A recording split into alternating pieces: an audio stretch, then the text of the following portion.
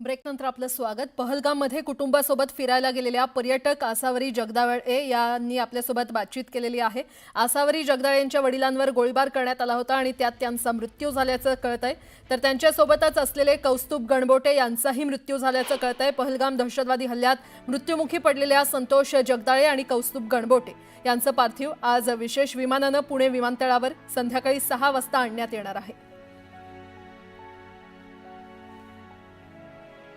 म्हणजे तसं फडणवीस सरांनी सांगितलं की लवकर झालं तर आम्ही पाठवण्याचा प्रयत्न करतोय तुमच्या फॅमिलीला, पण अजून प्रोसिजर त्यामुळे कदाचित संध्याकाळी लगभग 5-6 वाजेपर्यंत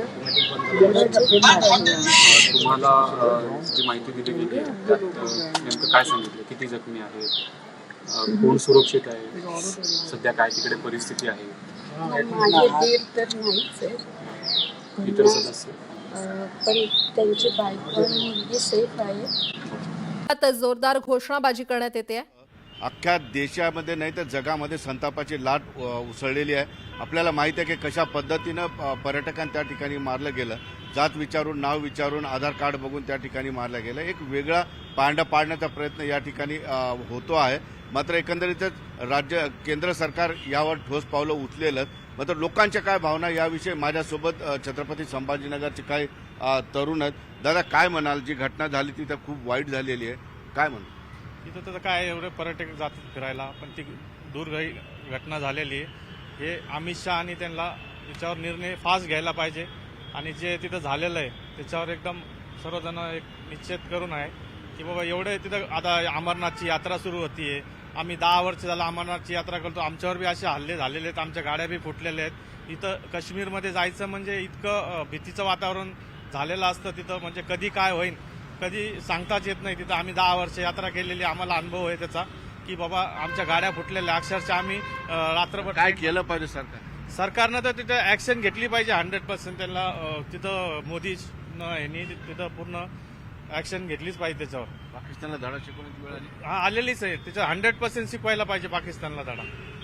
काय म्हणणार दादा? एकंदरीत काश्मीरच्या पहलगाममध्ये जो आतंकवादी हमला झालेला आहे याची जेवढी निंदा केली तेवढी कमीच आहे। परंतु आता मोदी सरकारने इस्रायल जसा गाझा आणि फिलिस्तीनच्या आतंकवादाकडून बदला घेत आहे तसं मोदी सरकारने सुद्धा घेतला पाहिजे। काय पाकिस्तानला आता कायमचं धडा? पाकिस्तानच्या हाफिज सईद यांनी या हल्ल्याची जिम्मेदारी घेतलेली आहे, तर आता पाकिस्तानचा बंदोबस्त केला पाहिजे एकदाचा। दादा, तुमचं काय म्हणणं आहे नेमकं? म्हणजे त्या ठिकाणी नाव विचारून मारलं लोकांना, नाव विचारून धार्मिक जे धर्माबद्दल त्यांचा निषेध आहे, आपल्या हिंदू धर्माबद्दल, म्हणजे त्यांच्या मनात जास्त द्वेष आहे। पर्टिक्युलर लोकांनाच मारलं त्यांनी नाव विचारून, धर्म विचारून। तर आज 70 ते 80 वर्ष झाली, कुठंतरी नथुराम गोडसेंनी निर्णय घेतलेला, हा गांधीजीने जो निर्णय घेतला होता त्या निर्णयाच्या अगोदर गोडसे साहेबांनी त्यांना ठार केले पाहिजे होते। काय म्हणणं? पाकिस्तानला धडा शिकवलं, इस्रायल सारखं केलं पाहिजे त्यांनी। इस्रायलने जसं ऍक्शन घेतलेलं आहे तसं ऍक्शन घेतलं पाहिजे भारताने कुठे। जर पर्यटकावर इस्रायलच्या त्यांनी जसा हमला केला तर इस्रायलनं ऍक्शन घेतलं, तसंही कुठं केंद्रीय मंत्र्यांनी आपल्या घेतला पाहिजे। काय वाटतं तुम्हाला? पाकिस्तानचा बंदोबस्त महत्वाच्या मधील तुषार वाघुळदे यांच्या पत्नी किशोरी वाघुळदे आणि त्यांच्या मैत्रिणी रेणुका भोगे या पहलगाममध्ये सहलीसाठी गेल्या आहेत। मात्र दहशतवादी हल्ला झाल्याची माहिती मिळताच पर्यटकांमध्ये घबराट पसरली। दरम्यान सुरक्षा रक्षकांनी तातडीनं सुरक्षा त्यांना पुरवल्याचं या पर्यटकांचं म्हणणं आहे। ही पहलगाममधली दृश्य आपण पाहतोय। तर सध्या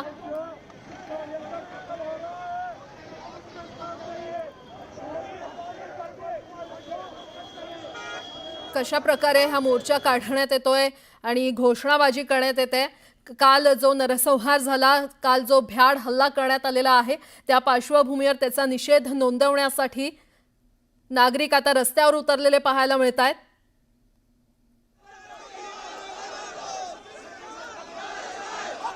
पहलगामच्या बैसरन खोऱ्यातील दहशतवादी हल्ल्यामध्ये 27 जणांचा मृत्यू झालाय आणि त्याच पार्श्वभूमीवर नागरिक रस्त्यावर उतरले।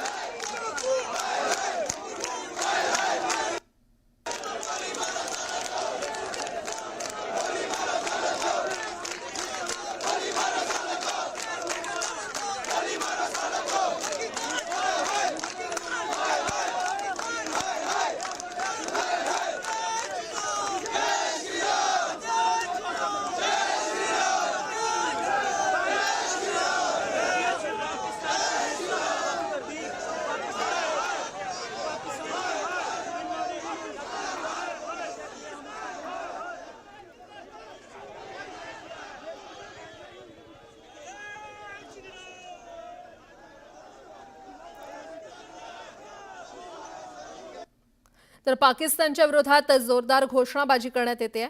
अख्ख्या देशामध्ये नाही तर जगामध्ये संतापाची लाट उसळलेली आहे. आपल्याला माहिती आहे की कशा पद्धतीनं पर्यटकांना त्या ठिकाणी मारलं गेलं. जात विचारून, नाव विचारून, आधार कार्ड बघून त्या ठिकाणी मारलं गेलं. एक वेगळा पांडा पाडण्याचा प्रयत्न या ठिकाणी होतो आहे. मात्र एकंदरीतच केंद्र सरकार यावर ठोस पावलं उचलेलं. मात्र लोकांच्या काय भावना याविषयी माझ्यासोबत छत्रपती संभाजीनगरचे काही तरुण आहेत. दादा, काय म्हणाल? जी घटना झाली ती तर खूप वाईट झालेली आहे, काय म्हणाल?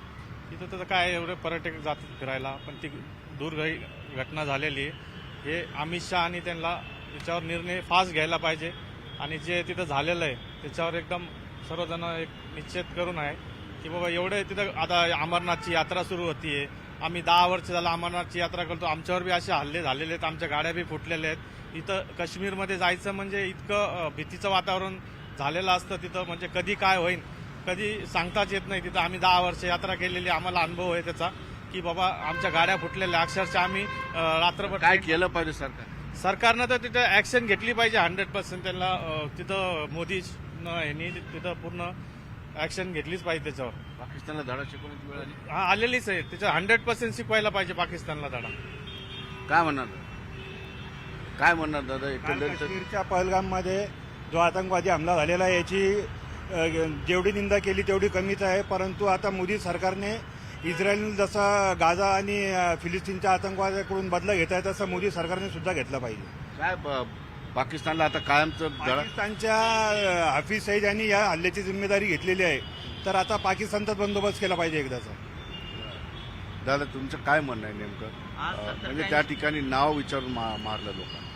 नाव विचारून धार्मिक जे धर्माबद्दल त्यांचा निषेध आहे आपल्या हिंदू धर्माबद्दल, म्हणजे त्यांच्या मनात जास्त द्वेष आहे.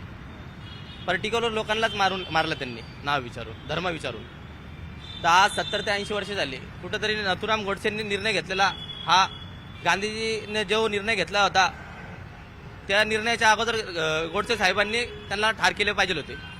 काय म्हणणं? पाकिस्तानला धडा शिकवायला इस्रायल सारखं केलं पाहिजे त्यांनी. इस्रायलने जसं ऍक्शन घेतलेलं आहे तसं ऍक्शन घेतलं पाहिजे भारतानं नाही कुठे.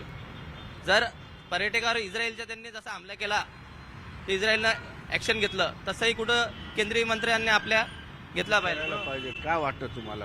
याच बातमीचे आता आणखीन एक अपडेट आपण पाहतोय. दहशतवाद्याचा पहिला फोटो समोर आलेला आहे. न्यूज 18 लोकमतच्या हाती तो फोटो लागलाय. दहशतवाद्याच्या हातात गन असलेली पाहायला मिळते. हातात बंदूक घेऊन हा दहशतवादी पळत जाताना पाहायला मिळतोय. दहशतवाद्याकडून बेछूट गोळीबार झाला.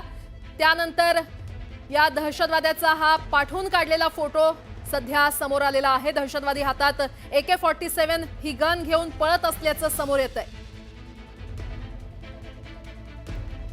जम्मू काश्मीरच्या पहलगामच्या या खोऱ्यामध्ये काही दहशतवाद्यांनी पर्यटकांवर गोळीबार केला आणि त्यातल्याच एका दहशतवाद्याचा हा फोटो समोर आलेला आहे. दहशतवादी हातामध्ये AK-47 गन घेऊन पळत असल्याचं या फोटोमध्ये पाहायला मिळतंय. न्यूज 18 लोकमतच्या हाती हा फोटो लागलाय. हातात बंदूक घेऊन दहशतवाद्यांकडून काल बेछूट गोळीबार करण्यात आला आणि त्यातल्याच एका दहशतवाद्याचा हा फोटो आपण पाहतोय.